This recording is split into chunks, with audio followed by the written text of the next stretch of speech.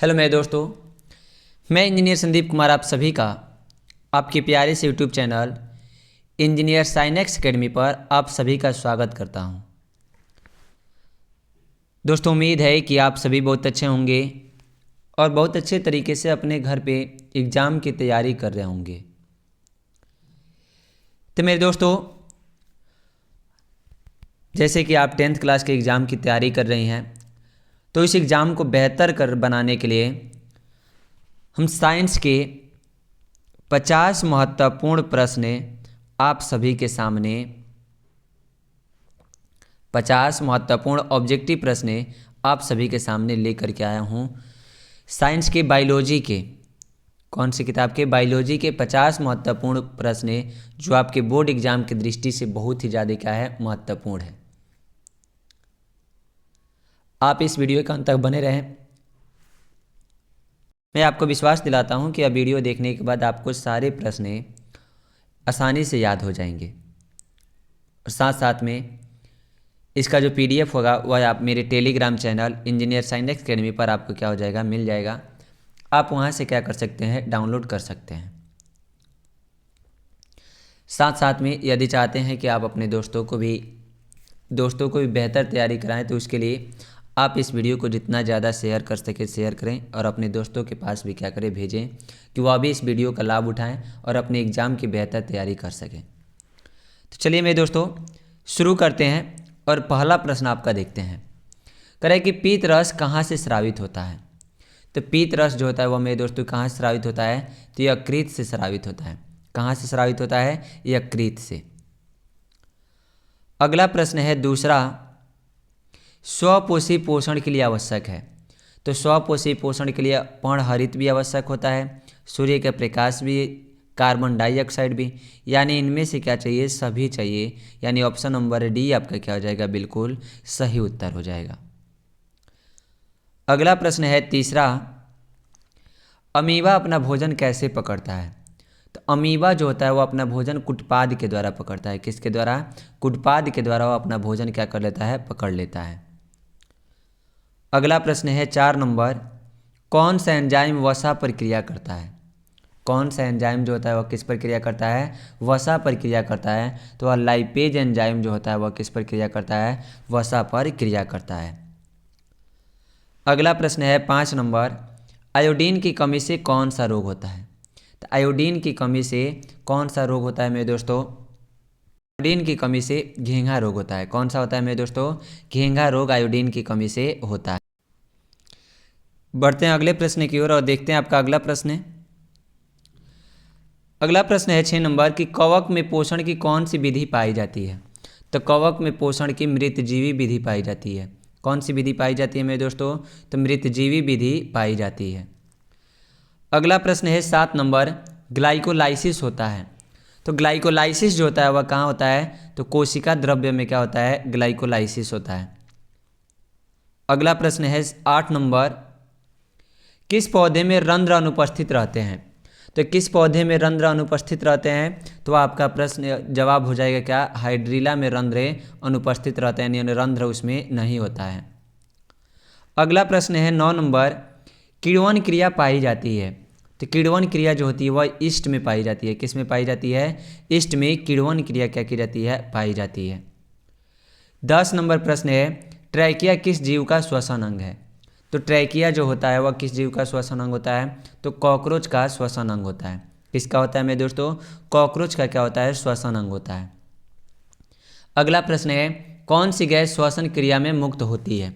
कौन सी गैस श्वसन क्रिया में क्या होती है, मुक्त होती है। तो 11 नंबर प्रश्न का हो जाएगा सही उत्तर क्या, CO2। और कौन सी गैस हम लेते हैं, तो ऑक्सीजन क्या करते हैं, लेते हैं, और कार्बन डाइऑक्साइड क्या करते हैं, छोड़ते हैं।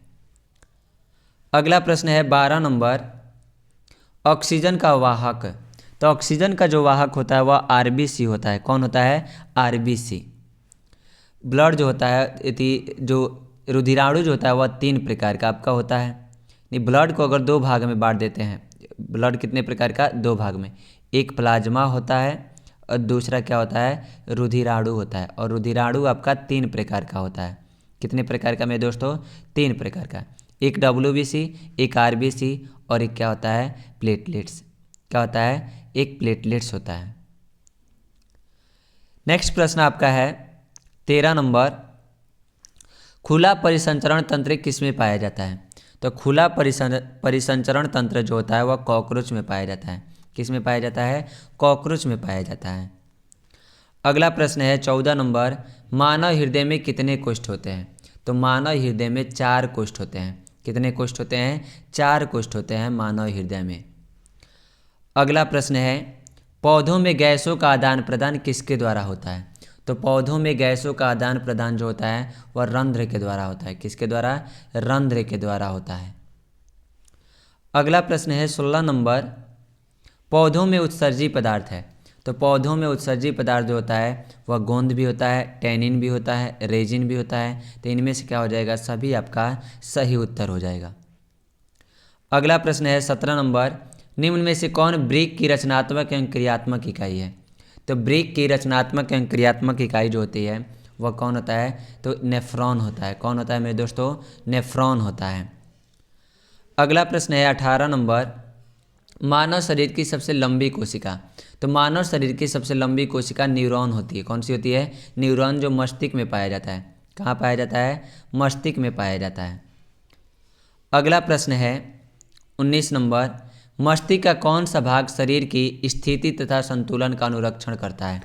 तो मस्तिष्क का कौन सा भाग होता है? तो वह अनुमस्तिष्क होता है। कौन होता है? अनुमस्तिष्क जो होता है वह शरीर की स्थिति और संतुलन को बनाए रखता है।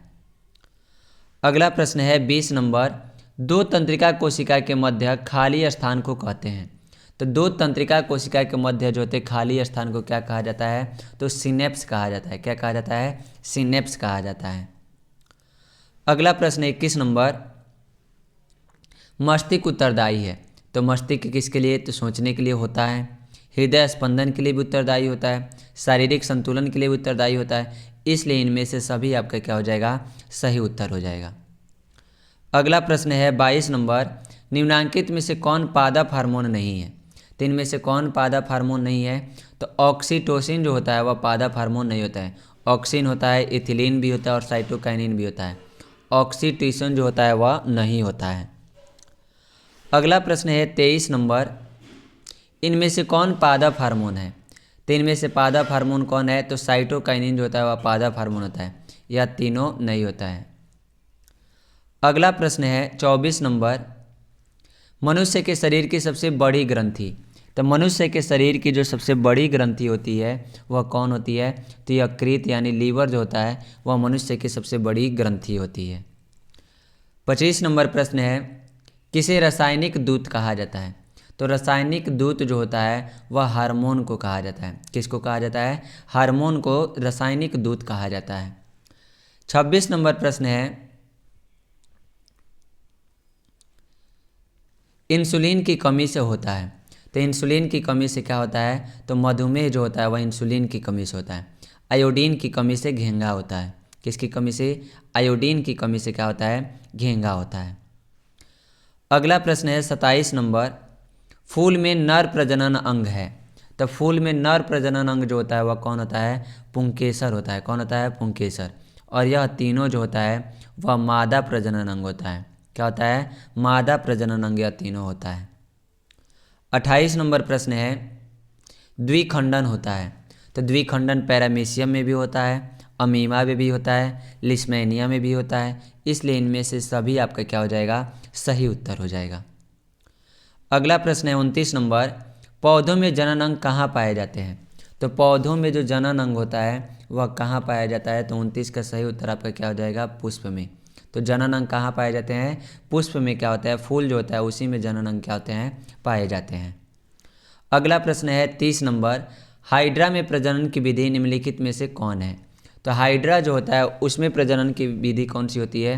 तो मुकुलन विधि होती है। कौन सी विधि होती है? तो मुकुलन विधि होती है हाइड्रा में। अगला प्रश्न है, अलैंगिक जनन मुकुलन द्वारा होता है। तो अलैंगिक जनन मुकुलन द्वारा किस में होता है? तो 31 का सही उत्तर जो हो जाएगा वह ईस्ट हो जाएगा। क्या हो जाएगा? ईस्ट में मुकुलन विधि के द्वारा अलैंगिक जनन होता है। 32 नंबर प्रश्न है, परागकोश में होता है। तो परागकोश में क्या होता है, तो परागकोश में परागकण होता है। क्या होता है, परागकण होता है। यह नर जनन अंग रहता है, इसी में से परागकण निकल करके क्या होते हैं, पुष्पी पौधों के मादा भाग पर क्या होता है, पहुँचता है। अगला प्रश्न है, पुष्पी पौधों में लैंगिक जनन होता है। तो 33 नंबर, पुष्पी पौधों में लैंगिक जनन किस में होता है, तो फूलों द्वारा होता है। किसके द्वारा होता है, फूलों के द्वारा लैंगिक जनन होता है। 34 नंबर प्रश्न है, अंडाणु निषेचित होता है। तो अंडाणु जो होता है वह कहाँ निषेचित होता है, तो 34 का सही उत्तर हो जाएगा फैलोपियन नलिका। फैलोपियन ट्यूब में अंडाणु जो होता है वह शुक्राणु के साथ मिलकर क्या करता है, निषेचन की क्रिया पूरा करता है। 35 नंबर प्रश्न है, निम्न में से कौन मादा जनन तंत्र का भाग नहीं है। तो मादा जनन तंत्र का भाग कौन नहीं है, तो अंडाशय होता है, गर्भाशय भी होता है, शुक्रवाहिका नहीं होता है, या नर जनन तंत्र का क्या है, अंग है। डिम्बवाहिनी भी होता है। नियत ए, बी और डी तीनों यह होता है, लेकिन शुक्रवाहिका जो होता है यह नहीं होता है। अगला प्रश्न है 36 नंबर, एंड्रोजन क्या है। तो एंड्रोजन होता है वह नरलिंग हार्मोन है। क्या है, नरलिंग हार्मोन है क्या, एंड्रोजन। 37 नंबर प्रश्न है, निम्नलिखित में कौन उभयलिंगी है। तो निम्नलिखित में कौन उभयलिंगी होता है, तो केचुआ जो होता है वह क्या होता है, उभयलिंगी होता है, यानी इसमें नर जनन अंग और मादा जनन अंग दोनों इसमें पाए जाते हैं। अगला प्रश्न है 38 नंबर, शुक्राणु का निर्माण होता है। तो शुक्राणु का निर्माण कहाँ होता है, तो वृषण में शुक्राणु का निर्माण होता है। यह नर जनन अंग होता है। क्या होता है, नर जनन अंग होता है, और इसी में शुक्राणु का क्या होता है, निर्माण होता है। 39 नंबर प्रश्न है, निम्नलिखित में नर युग्मक कौन है। तो नर युग्मक जो होता है वह शुक्राणु होता है। क्या होता है, शुक्राणु। अगला प्रश्न है 40 नंबर, मेंडल ने अपने अनुवांशिकी प्रयोगोत्तर किस पौधे का उपयोग किया था। तो मेंडल ने किस पौधे का, तो मटर के पौधे का क्या किया था, उपयोग किया था अपने अनुवांशिकी के प्रयोग के लिए। अगला प्रश्न है, स्त्रियों में लिंग गुणसूत्र का युग्म होता है। तो स्त्रियों में लिंग गुणसूत्र का युग्म जो होता है वह XX होता है। क्या होता है, XX। और पुरुषों में जो होता है वह XY होता है। क्या होता है, XY होता है। अगला प्रश्न है 42 नंबर, निम्न में कौन एक अवशेषी अंग है। तो इनमें कौन अवशेषी अंग होता है, तो 42 का सही उत्तर जो जाएगा वह क्या है, अपेंडिक्स है। क्या है, अपेंडिक्स जो होता है वह अवशेषी अंग होता है। अगला प्रश्न है 43 number, the origin of species नामक पुस्तक किसने लिखी। तो जो ओरिजिन ऑफ स्पीसीज पुस्तक जो था वह किसने लिखा था, तो इसका कमेंट बॉक्स में आपको क्या करना है मेरे दोस्तों, जवाब देना है कि इसका सही उत्तर क्या होगा। अगला प्रश्न है 44 नंबर, निम्नलिखित में से कौन एक उभयलिंगी जंतु है। तो इनमें से कौन उभयलिंगी जंतु होता है, तो केचुआ जो होता है वह क्या होता है, उभयलिंगी जंतु होता है। तो चलिए मेरे दोस्तों आपके कुल हो गए लगभग 50 प्रश्न क्या हो गए, लगभग कंप्लीट हो गए, जो आपके बोर्ड एग्जाम के लिए बहुत ही ज़्यादा क्या है, महत्वपूर्ण है। यहाँ पे 44 ही हैं। तो चलिए मेरे दोस्तों, बाकी साइंस के ही नेक्स्ट चैप्टर क्लास में हम फिजिक्स के ऑब्जेक्टिव प्रश्न, जो महत्वपूर्ण ऑब्जेक्टिव प्रश्न है उसको लेकर के आएंगे, जो आपके बोर्ड एग्जाम के लिए बहुत ही क्या रहेगा, महत्वपूर्ण रहेगा। तो चलिए मेरे दोस्तों, आज के लिए इतना ही, फिर मिलते हैं नेक्स्ट क्लास में। जय हिंद।